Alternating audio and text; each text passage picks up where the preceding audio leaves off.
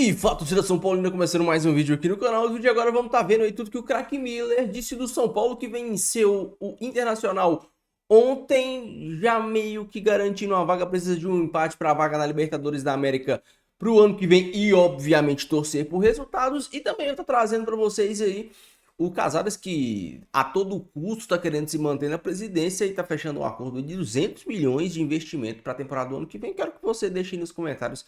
Acha um valor decente para a temporada do ano que vem? A gente vai falar muito sobre isso.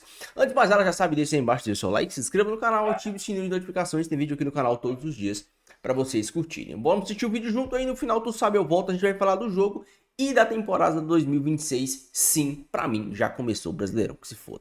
Crédito de direitos autorais, deixa a descrição, sem mais enrolação. Simbora pro vídeo. De acionar o repórter Thiago Salazar, que tem mais informações do São Paulo.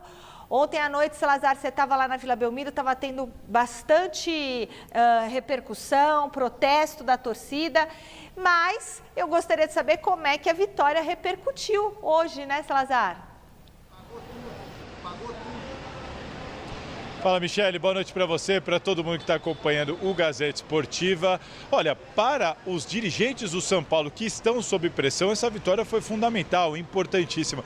Mas como nós assistimos há pouco no VT do jogo, pelo jeito a torcida está separando bem as coisas. Os jogadores aplaudidos ao final, mas mesmo assim, logo depois que os jogadores desceram para o vestiário, a torcida voltou a se manifestar contra essa diretoria do São Paulo. Ao menos uma notícia importante para hoje: a diretoria do São Paulo conseguiu chegar a um acordo com os empresários do Jonathan Calleri, cerca de 1,2 milhões de dólares que a diretoria do São Paulo não havia repassado a eles pela comissão, pelo retorno do Calleri ao São Paulo. Por causa disso, o São Paulo sofreu o transfer ban da FIFA. Agora é aguardar apenas os empresários comunicarem à FIFA para o São Paulo, enfim, poder voltar a registrar novos jogadores. Michele, para a última rodada do Campeonato Brasileiro, o São Paulo depende das próprias forças para terminar dentro do G8.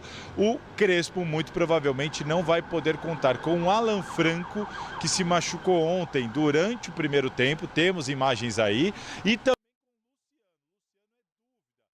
sentiu a virilha durante o segundo tempo, foi substituído. O problema do Alan Franco já é algo mais recorrente, que ele vem sentindo já há alguns jogos um problema no joelho direito.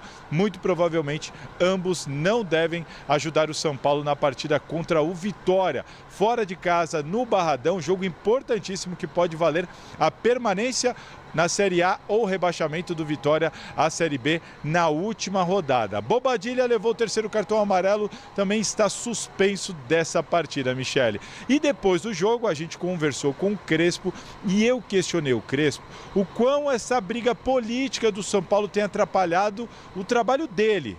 E olha só o que ele falou, já de olho no clima que vai se criar no ano que vem com as eleições presidenciais que vão acontecer no São Paulo. Dá uma olhada. En este momento tem muita dispersão de energia. Temos que estar todos alinhados, indo por o mesmo caminho, com a mesma ideia. A esperança que a próxima temporada vai ser um ano muito político, outra vez, porque sabemos o que acontece. Espero que os envolvidos possam entender que estas dificultades políticas condicionan o elenco. Acho que va a ser difícil. Acho que eles têm uma responsabilidade muito grande, porque não é fácil, porque é um ano muito político. Uma coisa vou pedir, somente, que esse ano político não possa condicionar o ano do elenco. Olha, sincerão, Crespo, hein? Ele tem sido assim, né, Miller? Olha! Tem sido assim nas suas entrevistas.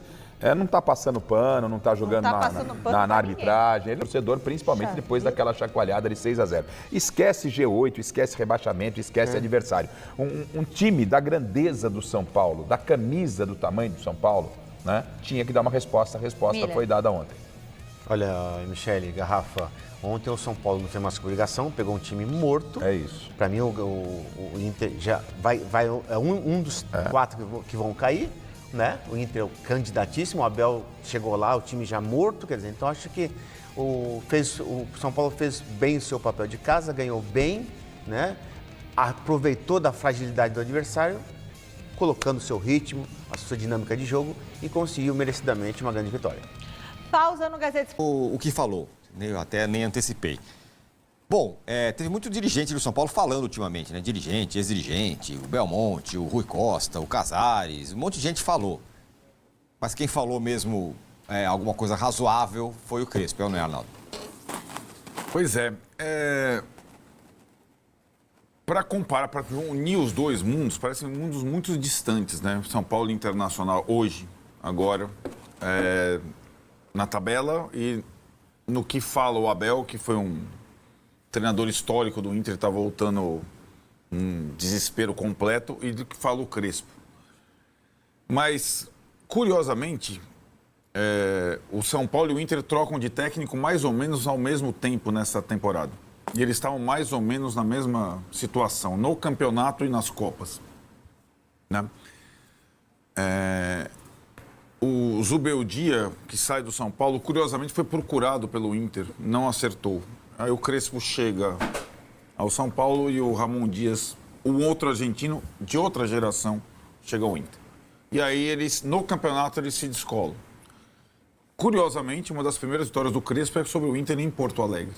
Pouco depois da eliminação do Inter na Copa Libertadores, do Flamengo. E o que mais me chama a atenção não é nem a entrevista brilhante do Crespo, mais uma pós-jogo, é antes do jogo. Ele falou, antes de começar o jogo, antes do 3-0, desse passeio em ritmo de treino. Nós estamos brigando pelo 8º lugar, mas veja quantos pontos tem e como é que é o campeonato do 7º. O 8º não é um lugar de orgulho. E ele fala, e a gente podia estar na situação do Inter e do Santos. O Inter está jogando contra a gente aqui e o Santos é o dono desse estádio. Por pouco o São Paulo não esteve, porque o ano do São Paulo, administrativamente, foi muito parecido com o do Inter. Muito parecido. O presidente do São Paulo e o presidente do Inter podem passar o Réveillon juntos. Eles se merecem. Dá uma palestra juntos. Né? E também por conta do trabalho do Crespo, algumas vitórias importantes, o São Paulo chegou aos 45 pontos, como ele diz, 5 rodadas antes do fim. Porque o São Paulo continua mais próximo, está perto do 8º, pode até ficar em 8º, mas está mais próximo da turma de baixo do que do 7º, como ele disse, que é o Fluminense dos Beldia, ou Botafogo, ou Bahia. Então, Tironi, eu acho que para o Inter é o desespero, não depende mais dele, tem que ganhar o jogo do Bragantino e outros 2 resultados acontecerem. O Vitória não ganhar do São Paulo é uma delas e o Fortaleza perder para o Botafogo. São possíveis os resultados. São possíveis. É só o Inter que eu não acredito que vai ganhar. Desse jeito, que é o lance. Desse jeito, como jogou, não é só taticamente. O Abel fala do emocional. O Inter estava morto. Eu acho que o São Paulo nunca teve uma partida tão fácil no campeonato até agora. E ganhou, meio na Vila. E olha que a torcida do Inter foi. Porque compraram os ingressos e encheu o espaço lá para a torcida do Inter ir. É o contrário do presidente do São Paulo, que ele vai afastando a torcida do São Paulo do campo. Mas o Crespo, que ele mostra nessa entrevista, é um diagnóstico perfeito de 2025 e uma projeção muito clara, cristalina, do que será 2026. E antes dessa resposta, você falou, meu objetivo em 2026 é 45 pontos. Sim. É chegar a 45 pontos antes do que eu cheguei esse ano. Porque é isso. O São Paulo hoje é isso. O São Paulo é essa situação em que... E por que parece ser para ele mais difícil? E ele fala, porque vai começar antes. Porque o Campeonato Paulista vai ser mais difícil. Porque o Brasileiro começa em janeiro. Porque pode ter pré-Libertadores. E o meu time é esse aí, que tem 12 menos, todos os jogos machucados. Ontem machucaram mais 2, né? O Alan Franco saiu no primeiro tempo. Então, é o que ele fala, vai investir mais reforços, mas vai investir quem, quando, como? E, de novo, mais 3 jogadores que, se for o São Paulo contratar, se esses 3 jogadores, pode ser o super-homem, 3 super-homens. num grupo em que 12, 13 estão fora sempre, não adianta nada. Não é questão só de jogador, é do jogador ter saúde para jogar, né? Então o São Paulo tem 1000 problemas. Eu acho que o São Paulo está num momento em que o presidente não tem mais credibilidade alguma. Tenta alguma... E o que ele pede, implora, é bem importante. Eu acho que isso me deu ainda mais certeza de que ele, de fato, sabe onde está no momento em que está. Ele sabe que o ano que vem vai ser carnificina política e ele implora, saiam do meu ambiente de trabalho. Sim. Sumam daqui. Vão para aquele lugar. Só faltou falar. Me deixem em paz com o meu time, né? Porque o que fizeram esse ano foi simplesmente atrapalhar, sabotar o trabalho do Zubeldia e sabotar o trabalho do Crespo. Foi o que os caras fizeram. No campo, o São Paulo, quando tem, como ele falou também nessa coletiva, 15 caras, 14 caras sãos, o São Paulo compete, como competiu ontem. Quando tem menos de 15, 14 não compete, pode perder até de 6-0, como foi contra o Fluminense, né? Esse é um pouco do retrato da temporada e a projeção. Você tem toda a razão. Todas as entrevistas boas, os diagnósticos bons são feitos pelos jogadores mais experientes, foi o caso do Luiz Gustavo, e pelo treinador em toda a entrevista. E aí ele tem uma vantagem sobre o Zubeldia, não de trabalho, porque eu acho que o Zubeldia mostrou no Fluminense que é um bom técnico e pode ser campeão esse ano. A vantagem dele é deixar isso claro e não ficar assumindo broncas que não são dele. É isso aí. E o Zubeldia fez tudo isso. O Zubeldia foi o escudo dessa diretoria lixo, desse presidente fraco e covarde, por muito tempo, né? Muito bem. Vessa, tá aí. As palavras do Crespo, elas... Bom, é um choque de realidade para o ano que vem, mas pelo menos você fala... O São Paulo pelo menos fala, bom, pelo menos está o Crespo lá. Pelo menos, sei lá, esse cara aí pode ajudar a deixar as coisas, pelo menos, não piorarem, sei lá. Para mim, o mais interessante é que todos os problemas diagnósticos e até possíveis soluções, eu já estou falando de 26, tá? Eles estão antecipados. Você consegue... Gente, nós estamos no comecinho de dezembro. Não adianta falar que depois foi pego de surpresa. O calendário você sabe qual é. A possibilidade da pré-Libertadores e tem show no dia seguinte, você já sabe.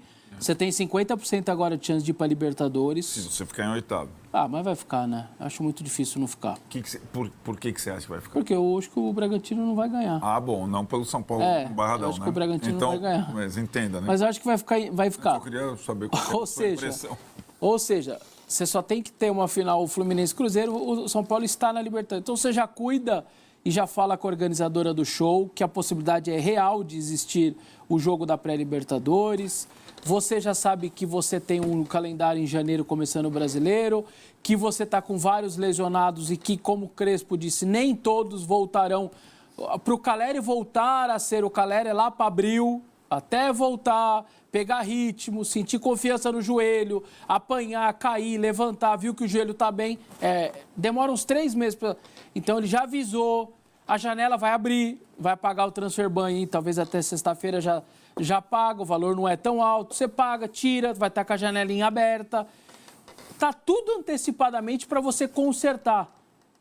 É fazer acontecer. Eles têm os problemas, os diagnósticos e as soluções.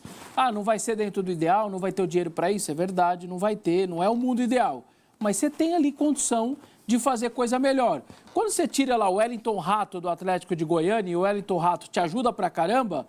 era o Wellington Rato do Atlético de Goiânia, tinha caído. O Wellington Rato chegou com saúde, jogava todas, fazia golzinho importante e vambora. Você tem como fazer acontecer.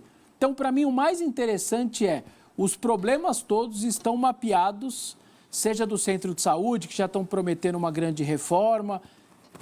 É só fazer acontecer. Você tem ali 2 meses, entre dezembro inteiro e janeiro, até começar o Brasileiro, estou colocando. Eu sei que tem o Paulista, uma loucura já do dia 11, tem clássico na 3ª rodada. Mas eu estou tentando... estou tentando pegar o Brasileiro ali como parâmetro dia 28 de janeiro. Você tem 2 meses para melhorar um pouco o elenco. O São Paulo venceu ontem o Internacional, que para mim pouco importa se o São Paulo vai se classificar ou não para a Libertadores da América, porque os problemas do São Paulo não são só o time, tá vindo lá de cima para baixo. Diretoria é uma piada e o Casares está tentando se safar, fechando para mim um bom acordo. Se o São Paulo conseguir fazer esse acordo desse investimento de 200 milhões para a temporada do ano que vem, e a temporada do começo do ano vai ser a temporada mais importante e de investimento do São Paulo, ao contrário do que vinha ocorrendo nas outras temporadas, a janela de começo de temporada tende a ser a janela mais forte do São Paulo. E como vai ser esse investimento? É algo que, ao meu ver, é uma boa sacada. Por quê? O São Paulo tá vendendo a preço de banana a molecada da base. Ponto. O São Paulo tá vendendo a preço de banana a molecada da base para pagar suas dívidas. O São Paulo não investiu nada esse ano, não comprou um direito federativo. O São Paulo vai fechar um acordo com a Galápagos, onde a Galápagos vai fazer um fundo de 200 milhões para entregar na mão do São Paulo para investimentos e, em troca, terá porcentagem da molecada da base que for vendida. Ah, mas está vendendo a molecada da base para Galápagos. Cara, o São Paulo está vendendo a molecada da base a preço de banana. A preço de banana. Então, qual é a diferença de você pegar 10 milhões no menino da base? Ao que tudo indica, deve ser cerca de 30%. Entre você pegar 10 milhões do moleque da base, 15, 20 milhões do moleque da base e pegar 70%, não vai fazer lá grande diferença, porque o São Paulo não tá vendendo nada. E isso talvez force o São Paulo a segurar a molecada da base por dois motivos. Primeiro, a Galápagos não vai querer que o São Paulo venda essa molecada a preço de banana para recuperar o investimento. Então talvez o São Paulo tenha que segurar essa molecada da base e vender por um valor maior. Segundo, com esses 200 milhões, o São Paulo vai poder reforçar o time para a temporada do ano que vem. Reforçando o time para a temporada do ano que vem, você não é obrigado a colocar essa molecada para jogar de qualquer jeito. E segundo, a molecada vai ter mais tempo para se maturar. O Mike, ao que parece, é um menino que tem um grande potencial para se desenvolver. O Patrick não, mas o Mike sim, é um moleque que tem um grande potencial para se desenvolver. O menino da base que machucou o joelho na Copa de São Paulo, se eu não me engano, o Hugo, também era um moleque que tem um bom potencial, sem falar no Rian Francisco. Então aí você já tem 3 nomes que podem maturar mais no São Paulo, que não vão entrar na roubada, não vão entrar na pressão. E 200 milhões no futebol de hoje não é muita coisa, mas 200 milhões dá para você contratar 4 nomes, dá para você contratar 5 nomes. E o São Paulo, para mim, não precisa de tantas peças. Você tem na lateral direita Cedric, Mike e o Maílson. Tá ok. A gente tem que entender que o São Paulo ano que vem também não vai ser um time top. Vai ser um time que vai ter que brigar pelas Copas e se sair bem no Brasileiro. Do lado esquerdo você tem o Wendel e Enzo, que para mim, tranquilo. O Wendel só precisa jogar, ele tem qualidade. A zaga do São Paulo, para mim, é uma zaga de bom tamanho. Você tem os 3 ali, Ferrarese, a Arboleda e Alan Franco, que tem um bom nível. Você tem o Sabino, que é mais ou menos. O Tolói, que ninguém sabe, porque fisicamente é zoado. Os volantes do São Paulo, você tem bons volantes, né? O Marcos Antônio, o Bobadilha, o Alisson e o Pablo Maia não vem muito bem, mas você também tem o Negruti. Então, o São Paulo não precisa de muitas peças. Você trazendo talvez mais um todo-campista, um cara parecido com o Marcos Antônio, 2 jogadores de beirada. O São Paulo precisa de 2 jogadores de beirada, 2 atacantes rápidos. E talvez mais um meia de verdade, porque ninguém sabe como o Oscar vai voltar. Então você precisa de um meia, um 10, um cara que pensa, um cara que organiza, um cara que faça esse time jogar. Porque hoje o São Paulo, ele é muito, eu não vou falar refém, mas o São Paulo, ele é um time que tenta jogar coletivamente, e isso é bom. Mas tem jogos que você precisa ter o cara fora de série. Tem jogos que você vai precisar do cara pensante.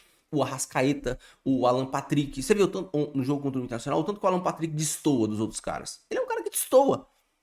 Um bom nome, por sinal, viu? O São Paulo poderia ir lá e aproveitar que o Inter tá indo pra zona de rebatar, indo pra Série B, e lá eu acho catar o Alan Patrick. Então o São Paulo precisa desse cara. Não precisa de tantas peças. Então, 200 milhões, se dividir direitinho, dá para você contratar 2 caras de beirada. Contrata 2 caras de beirada, um volante e um 10. né? Paga 50 milhões num 10, 50 milhões num 10, 60 milhões num 10, e o resto você divide. 200 milhões que você vai ter para investir no começo da temporada. E depois, na janela do meio do ano, aí vai todo mundo, fim de contrato europeu, aí você faz o que o São Paulo tá fazendo. Contrata os caras por empréstimo, quem precisa, e se vira no futuro. É o que o São Paulo pode fazer. E eu já disse aqui, o Júlio Casares tem erros e o Júlio Casares tem acertos. É uma boa sacada do Casares. É um presidente que não tem dinheiro, o São Paulo não tem dinheiro, não pode investir, tá muito preso ao FDIC, mas isso é uma boa sacada. Você não vende a base como queria fazer pro Grego, porque bateu o investimento, deve ter X% de juros. A Galápagos recuperou os 200 milhões, mais os juros, acabou o negócio. Galápagos não é dono de mais nada da molecada da base do São Paulo. Aí, dependendo de como for, aí, em 1, 2 anos, acabou esse negócio. São Paulo vende bem o Rian Francisco. Vende bem um moleque que surge na base aí, porque nesse ano a gente não tinha ninguém. Aí, de repente, vendeu o Henrique do Carmo, vendeu o Ferreirão, vendeu o Matheus Alves. Não tinha ninguém para vender essa temporada. E vendeu a molecada toda. Então, aí você dá uma temporada e meia, o São Paulo já pagou a Galápagos. Dependendo de como for, numa temporada o São Paulo já pagou a Galápagos. Então é uma boa sacada. E é o que o São Paulo precisa reforçar o elenco para o ano que vem. Isso é um fato. Não precisa de muitas peças, mas precisa reforçar o elenco para o ano que vem. Jogadores saudáveis e que consigam jogar, e sim, que tenham um mínimo de qualidade técnica. Porque se for você trazer bagre, você busca na Série B. Você busca no Campeonato Argentino. Você busca aqui no Campeonato Brasileiro. Então você precisa trazer jogadores minimamente qualificados para ajudar para a temporada de 2026, que vai ser mais difícil que essa. Acho uma boa sacada do Casares, que sim, é um presidente que tem muitos erros, mas quem sabe ele consiga minimamente acertar no início da temporada. Deixa a sua opinião, deixa seu comentário, não esqueça de deixar seu like e se inscrever no canal, beleza? Fiquem todos com Deus, até o próximo vídeo e valeu!